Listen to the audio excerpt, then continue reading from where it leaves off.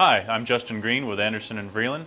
Today we're going to make a digital Cosmolite water wash plate utilizing the ESCO CDI Spark 4835 and the Anderson & Vreeland Orbital 10 processor. First, let's go back expose our plate. We'll be using the Anderson & Vreeland Orbital 10 for our back exposure. Simply open the drawer, place the material in back up,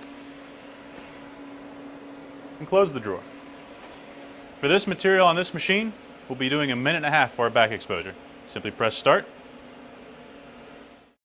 Now that we've back exposed the plate, we want to mount the plate to the laser. Set it on top, remove the cover sheet, and line it up to the guides on the laser. Now we'll open the cover and mount the plate to the drum. If you notice, the size of our plate is actually smaller than the size of the drum. Through partial plate mode, ESCO allows you to run any size plate on the drum. To do this, we'll secure the lead edge into the clamp and then use tape to secure any loose edges. We'll use the foot pedal to raise the clamp and the foot pedal again to close the clamp. Run our plate around and then use our tape to secure the edges.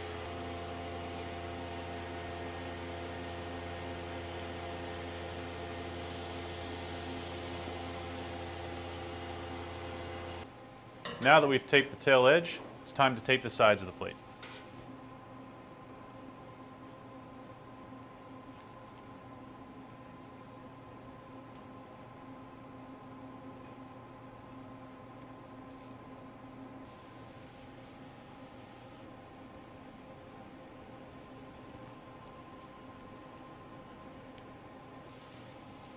So now you can see the tail edge and both sides are taped with the lead edge in the clamp. After you've taped the plate, you want to look at the ruler on the clamp to determine where your laser should start, so you don't image the tape. For example, on this job, we're going to start at 60 millimeters. Now we're going to close the cover and go to the computer to prepare our job. So I've already prepared a 4-color fingerprint file through our RIP. Let's go get the files and get our plate ready. Let's open up the files. Drag them into the ESCO merge software. And now we need to tell our plate size that it is a partial plate.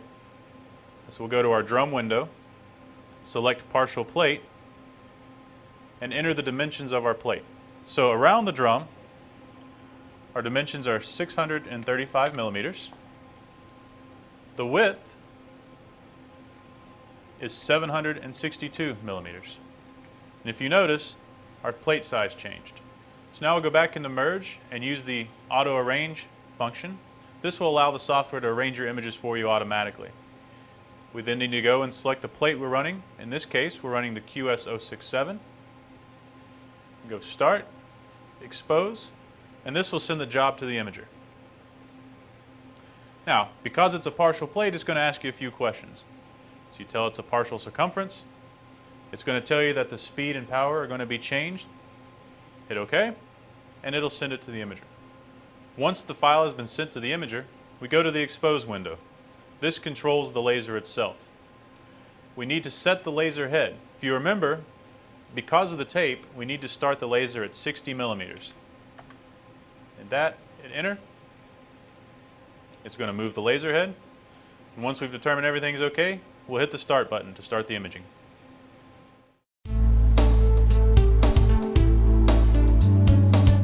Now that the plate's finished imaging, we'll open the cover and take a look at it.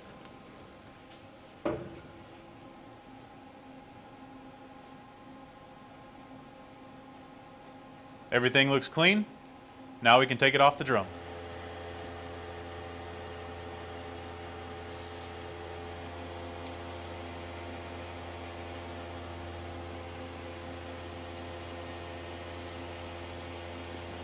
Once the tape's removed, slide the plate off the drum,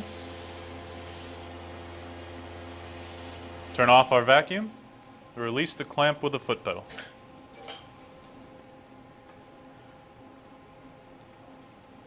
Now that the plate's off the drum, it's time for the face exposure. This is the Anderson & Vreeland Orbital 10. We'll be using it to process our water wash plate. We'll open up the drawer for the main exposure, set our plate in. Now if you notice, there's no creen for this. This is a digital plate without the use of a film negative. There is no need for a creen. We'll close the drawer.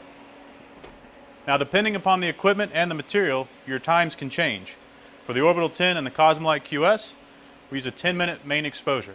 So go ahead and push start and let it expose. The nice thing about the Anderson & Vreeland Orbital 10 is that it's an all-in-one unit. There's a washout section, an exposure section, and a dryer section. Now that our main exposure is complete, we'll take the plate out of the exposure section and put it into the washout.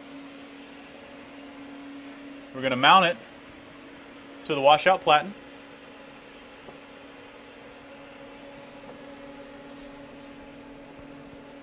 Make sure it's flat.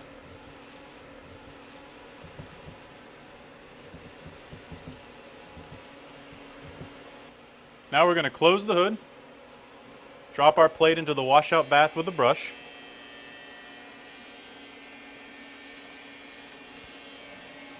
lock our hood down, and start the washout. For this unit, it's 12 minutes.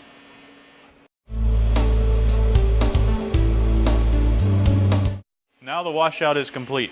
We'll release the clamps and raise the hood. Now we'll use a water bottle to rinse off any residual soap on the plate.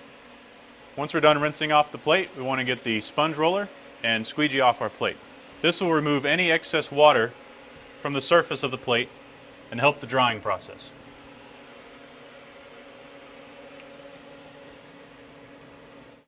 As you can see, our plate's been washed out. We're utilizing the Anderson & Vreeland Whirl-Away to remove the polymer from our washout solution. Next, we're going to remove the plate from the washout platen and put it in the dryer.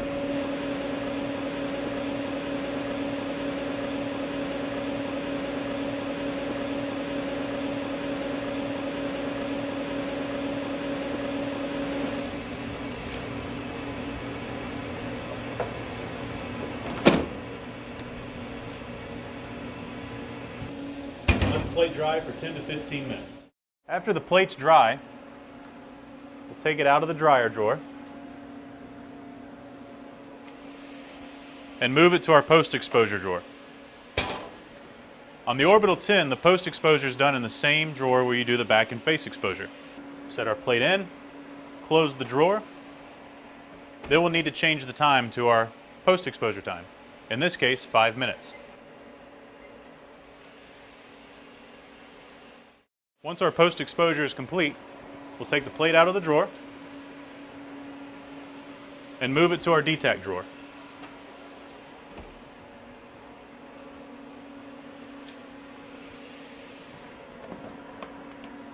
Then close it and turn on our DTAC bulbs. In this case, 5 minutes. Once the DTAC is complete, we'll take the plate out of the drawer and do a quick inspection.